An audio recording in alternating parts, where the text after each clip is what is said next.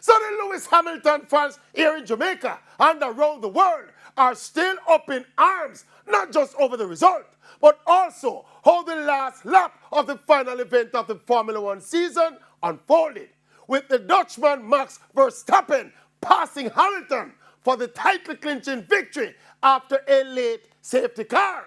Both appeals by the Mercedes team against the decision of the race director relating to that fateful final lap were rejected.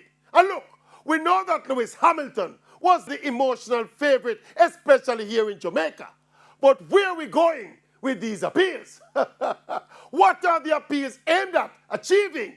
Do they want a rerun of the entire race, or just want a rerun of the last lap? And if, as we are being told, the race director made such an atrocious and unfair decision in the eyes of the entire world, how did the Formula One organizers reject the appeals of the Mercedes team forthwith? Is it that Formula One and the race director and everybody else conspired to rob Lewis Hamilton because he's black? And that's how it go. It reached us up.